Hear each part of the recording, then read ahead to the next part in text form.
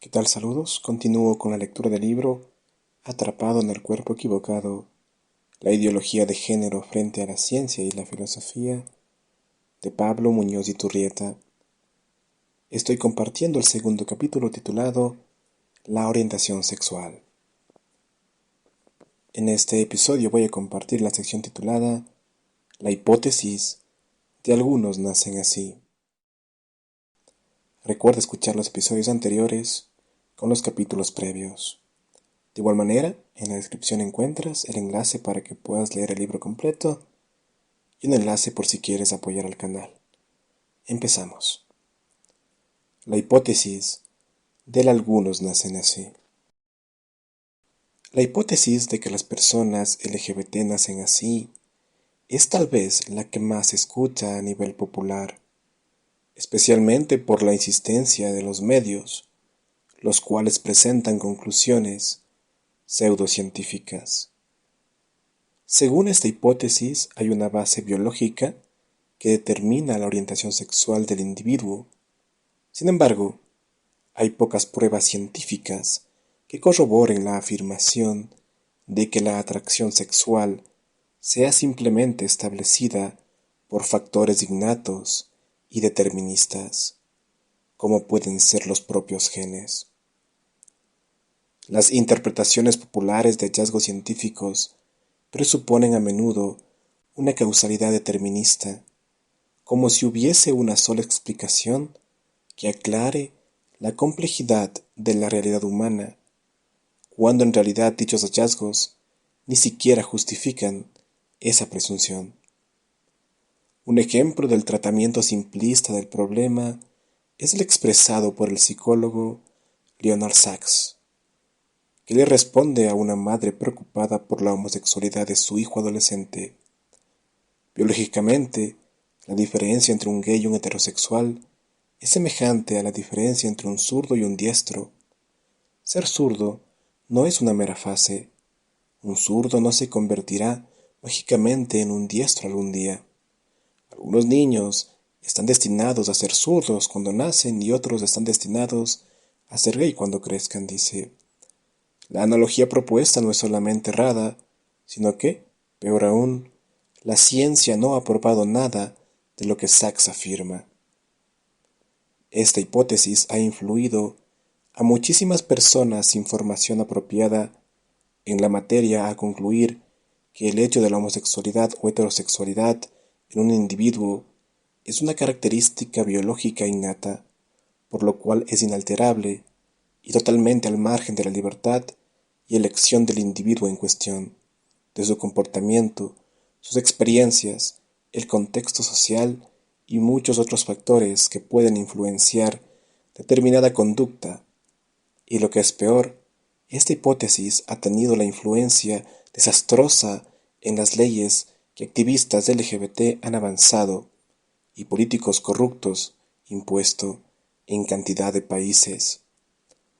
Como vimos más arriba, está prohibido en Canadá el tratar a personas con disforia de género, lo cual hace un daño enorme a cantidad de niños y jóvenes con graves problemas sobre la propia identidad. La causa de dichos problemas varía de acuerdo con la persona, por lo que tampoco se debe buscar una respuesta que se aplique a todos los casos, ya que ésta no existe. Hay que tener en cuenta variedad de factores que podrían haber llevado a la persona a esta situación. Para poder afirmar que una tendencia sexual es innata, se debe primero encontrar una base genética para la misma, así como la influencia hormonal correspondiente. Veremos a continuación estudios científicos al respecto, concentrándonos en el caso de los gemelos, la genética y la influencia de las hormonas. El caso de los gemelos. La genética ha hecho grandes descubrimientos al detectar enfermedades de origen tanto genético como psicológico al estudiar pares de gemelos. La NASA, por ejemplo, realiza muchos experimentos con los astronautas que manda al espacio.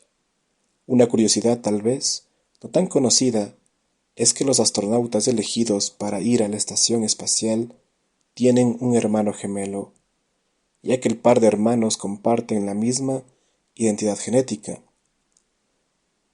Es posible comparar al hermano en el espacio con el hermano que se queda en tierra firme para descubrir qué rasgos psíquicos o físicos se deben a la propia genética, lo que se conoce como tasa de concordancia, y cuáles al medio ambiente, la educación, situaciones de la vida, etc. A ambos hermanos se los somete a una serie de exámenes físicos como psicológicos para, por ejemplo, estudiar el efecto de vuelos de gran magnitud y duración en el ser humano. De esa manera se puede descubrir si ciertos rasgos tienen un origen genético o simplemente se debe al medio ambiente en el cual uno vive. El profesor de epidemiología genética Tim Spector afirma que los estudios de gemelos son la única manera real de hacer experimentos naturales en seres humanos. Al estudiar a gemelos se aprende cantidad de cosas sobre tics nerviosos, lo que nos hace diferentes y, especialmente, la función de la naturaleza y la del medio ambiente. Por medio del estudio de gemelos se ha descubierto, por ejemplo, la base genética de enfermedades como el cáncer, la artritis, las cataratas y el dolor de espalda. En resumen, si la condición tiene una base genética, lo que un gemelo sufre va a ser invariablemente padecido por el otro, ya que comparten la misma composición genética. Otro ejemplo sencillo es el caso del color de los ojos, el cual es siempre idéntico en gemelos, mientras que la voz varía entre ellos. Por eso, dependiendo de lo que se quiere investigar, se estudian distintos rasgos y el modo como se encuentran presentes en los gemelos. Las similitudes y las diferencias van a arrojar luz acerca del grado en que la genética o el medio ambiente en el que crecen tiene influencia en los rasgos a estudiar.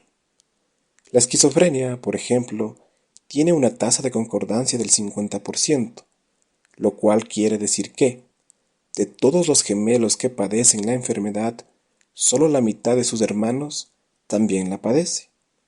Esto significa que la genética cumple un rol importante, pero sin embargo, hay otros factores ambientales envueltos, porque si fuese un problema genético, el 100% de los hermanos gemelos también la padecería.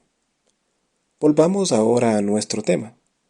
Una rama del activismo LGBT dice fundarse en la ciencia como argumento del carácter innato de la orientación sexual.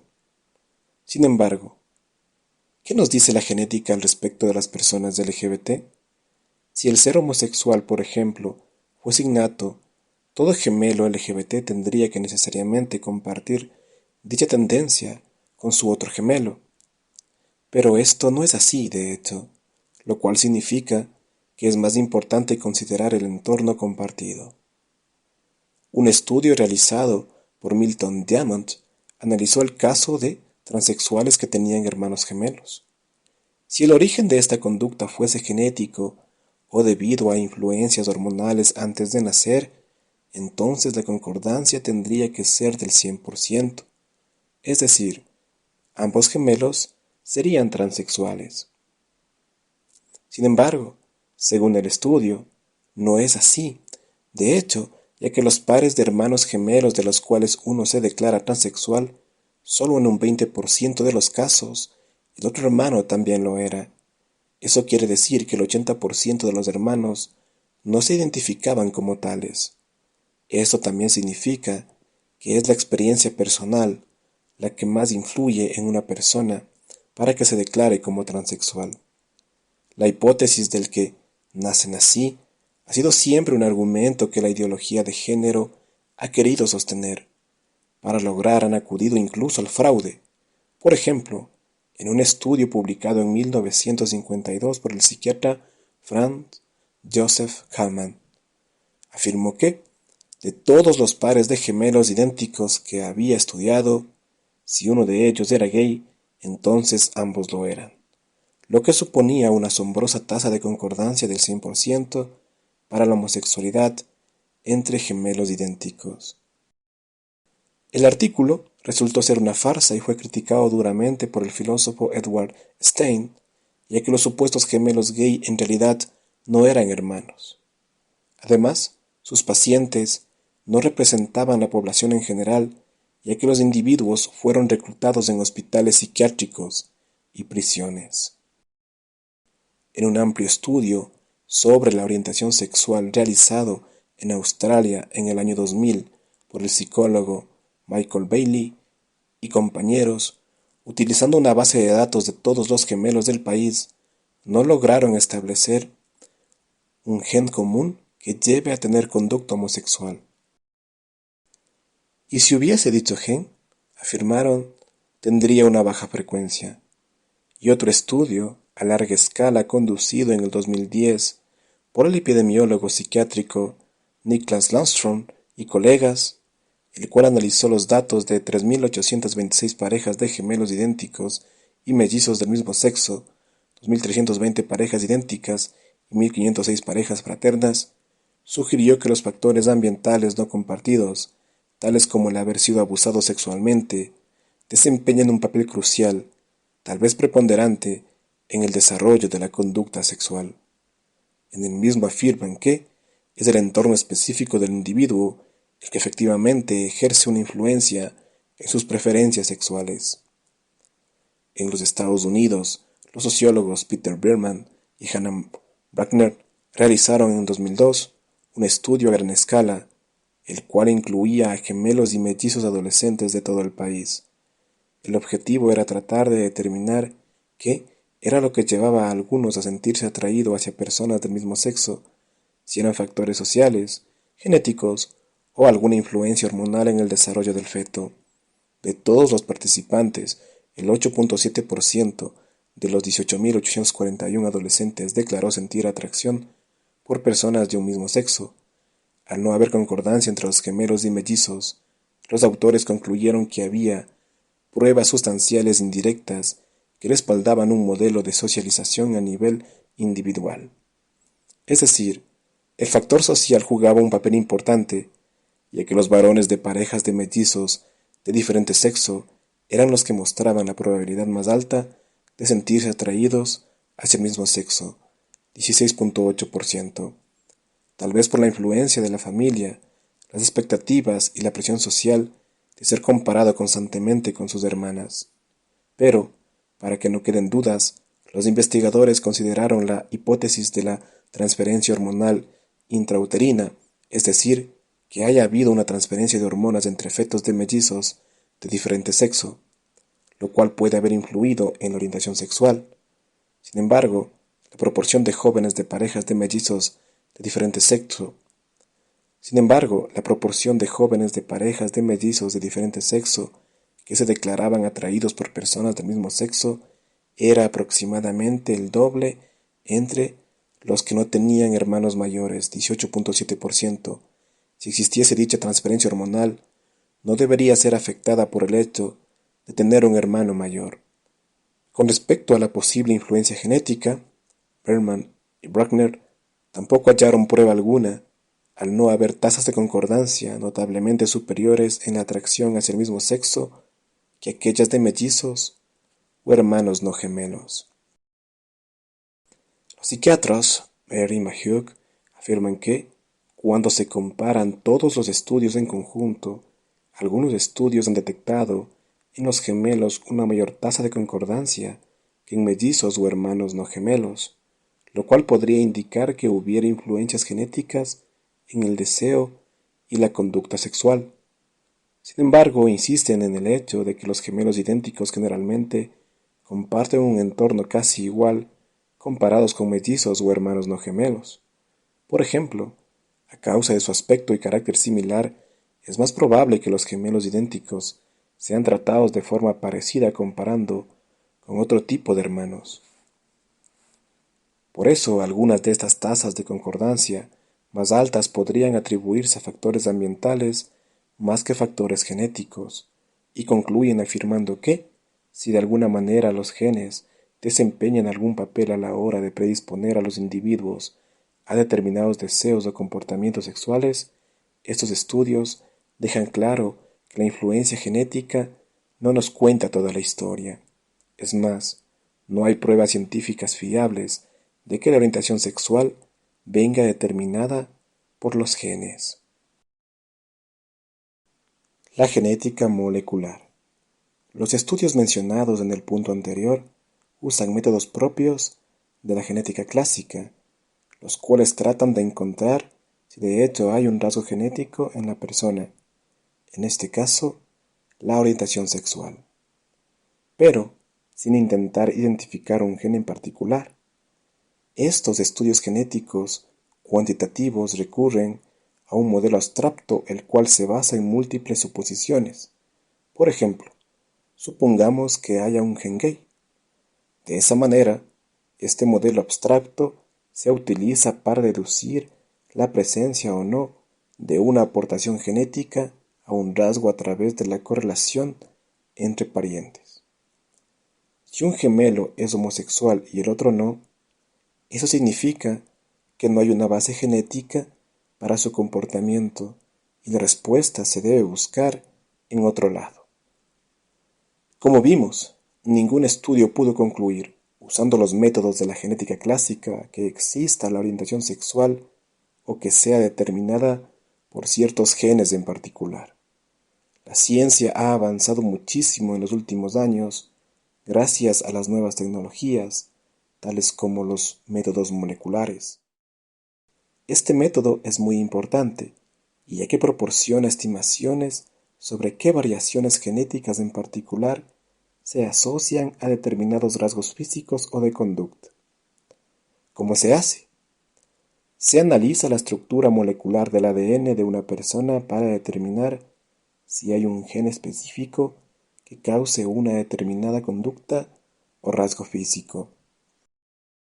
Lo voy a explicar con el caso de Nick Vujicic, el famoso conferencista motivacional australiano y protagonista del cortometraje El circo de las mariposas de Eduardo Verástegui.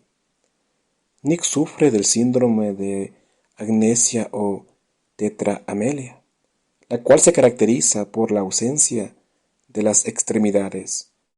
Es decir, Nick nació sin brazos ni piernas y viaja por el mundo contando su experiencia de vida, inspirando a miles de personas con su mensaje cristiano de motivación y superación. Estudiando casos como el suyo, la genética molecular descubrió que la raíz de su síndrome se debe a una mutación del gen WNT3 situado en el cromosoma 17, 17q21. Este gen es el encargado de proveer una proteína cuya función es crucial para el desarrollo de las extremidades, como las piernas y brazos, en la fase embrionaria. Es decir, como esa proteína no estaba en el embrión, no se pudieron desarrollar los brazos y piernas de Nick. ¿Cómo hizo la genética para descubrir que esa mutación de ese gen particular era la razón de su discapacidad? Se tomaron muestras de todas las personas que sufren del síndrome y de un número de personas que no lo sufren. El ADN de todos los participantes del estudio fue comparado por métodos de asociación del genoma completo, es decir, recurrieron a técnicas de secuenciación del ADN para identificar diferencias en el ADN y si estaban asociadas a un rasgo en particular, en este caso, la tetraamelia, y, oh sorpresa, los científicos descubrieron que todos aquellos que sufrían del síndrome coincidían en tener una mutación en el gen WNT3 del cromosoma 17. Fue así que se descubrió el origen genético de la enfermedad. Los estudios de asociación del genoma completo se han vuelto muy populares en el mundo científico en los últimos años, especialmente por el hecho de que se pueden identificar genes causantes de algún rasgo. El método también se ha aplicado a cuestiones de orientación sexual, pero no hay estudio que haya logrado establecer asociaciones significativas entre variantes genéticas y alguna orientación sexual. El método que se aplica es aplicado más arriba. Los científicos examinan millones de variantes genéticas en un gran número de individuos que comparten un rasgo específico, el experimentar atracción hacia el mismo sexo, por ejemplo, comparado con un grupo de individuos que no presentan dicho rasgo. De esta manera se compara la frecuencia de las variantes genéticas entre los que sí tienen el rasgo y los que no lo tienen. El resultado ha sido nulo, ya que no se han encontrado variantes genéticas al respecto. Es decir, no hay un gen que explique la conducta sexual de una determinada persona, ya que no se han encontrado variantes genéticas específicas que se den con más frecuencia entre los portadores del rasgo frente a los que no lo tienen. Esto implica que no hay a la vista ningún tipo de asociación con el rasgo en cuestión. Un gran estudio para identificar variantes genéticas asociadas a la homosexualidad se hizo utilizando la base de datos genéticos de 23andMe, compañía de genética conocida por brindar no solo el historial genético y las raíces de una persona, sino también el encontrar a familiares perdidos. El estudio no encontró variantes de relevancia en el genoma completo de hombres y mujeres con atracción hacia el mismo sexo. En el 2019 se hizo un nuevo intento en el estudio de mayor escala hasta la fecha, 500.000 de personas analizadas, el cual tuvo mucha repercusión mundial y se suma a la evidencia que demuestra que es totalmente falsa la narrativa dominante acerca de una supuesta determinación genética para la orientación sexual. El estudio en cuestión, titulado Estudio de asociación a gran escala del genoma humano, revela intuiciones en la arquitectura genética del comportamiento sexual del mismo sexo.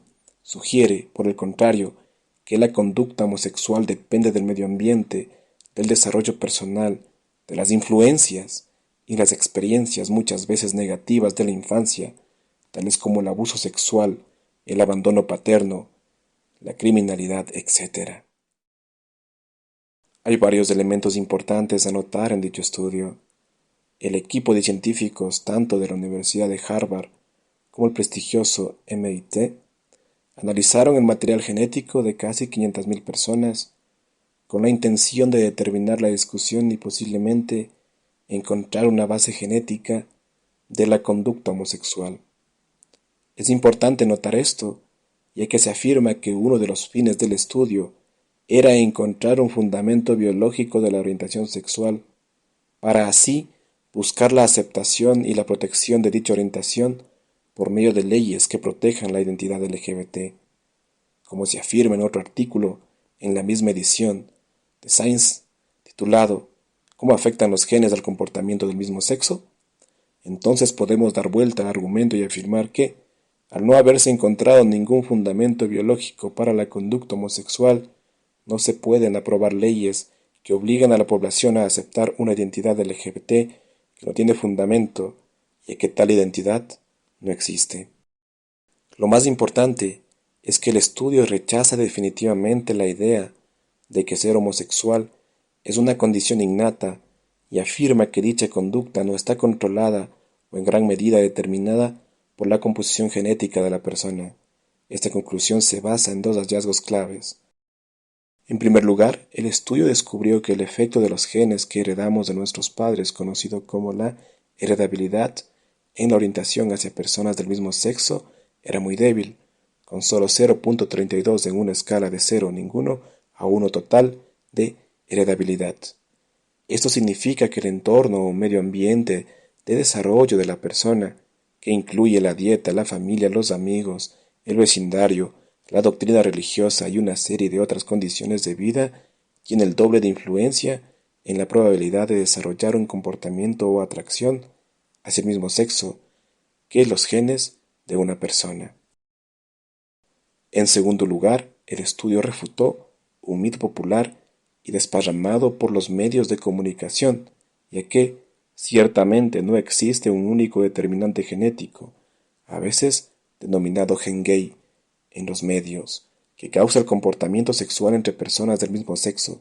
Por el contrario, las variantes involucradas son numerosas y se extienden por todo el genoma. Cada una de estas variantes genéticas aumentaría la propensión de una persona a ser atraída por otra persona del mismo sexo en una cantidad infinitamente pequeña. Es decir, en términos científicos, el comportamiento y la atracción hacia el mismo sexo son altamente poligénicos, e incluso estos genes en conjunto no permiten una predicción significativa de la preferencia sexual de un individuo. Estos dos hallazgos claves demuestran claramente que es un mito y una gran mentira que existe la llamada orientación sexual, ya que no tiene ningún fundamento genético, y también es una mentira que alguien es gay porque nació así.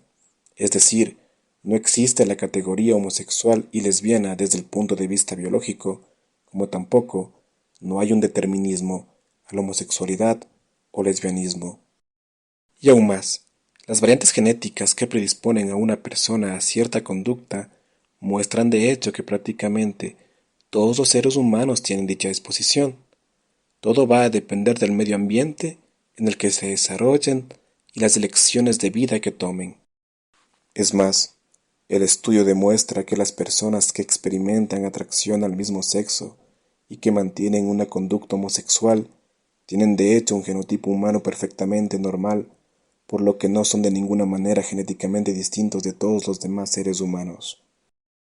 En consecuencia, el desarrollo de la orientación sexual y la elección de pareja del mismo sexo no depende de una disposición genética, sino que está marcada por la experiencia personal y la libertad de la persona.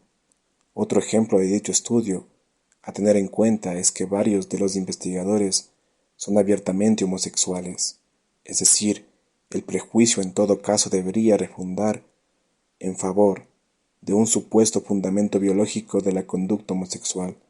Sin embargo, al no encontrar ningún indicio genético, los investigadores, honestamente, han concedido que el gen gay no existe. Pero lamentablemente varios investigadores LGBT también criticaron y trataron de impedir la publicación. Como afirma el New York Times, varios científicos que forman parte de la comunidad LGBT dijeron que les preocupaba que los hallazgos pudieran dar municiones a personas que buscan utilizar la ciencia para reforzar los prejuicios, dicen, y discriminación contra las personas homosexuales. Stephen Reilly, científico LGBT, afirmó al mismo diario: "Estoy totalmente en desacuerdo sobre publicar esto. Pero, ¿por qué estar de acuerdo? ¿Acaso la ciencia sirve solo cuando se quiere confirmar el propio prejuicio?". Agradezcamos que los autores principales del estudio resistieron a la presión para suprimir la evidencia científica y no sucumbieron a lo políticamente correcto. Finalmente, otra consecuencia de este estudio es que las personas que experimentan atracción al mismo sexo deben tener la libertad y protección legal para no ser identificados o etiquetados como LGBT o ser presionados culturalmente o por la escuela a salir del closet, ya que esta no es una identidad verdadera al no tener ningún fundamento biológico. Por lo tanto, la genética molecular nos muestra que no se puede concluir que ciertas conductas, tales como la homosexualidad, tienen una base genética o que los genes tienen un peso decisivo a la hora de interpretar un rasgo que tal vez es más psicológico que físico. Esto nos indica, por lo tanto, que hay que buscar la explicación en otro lado.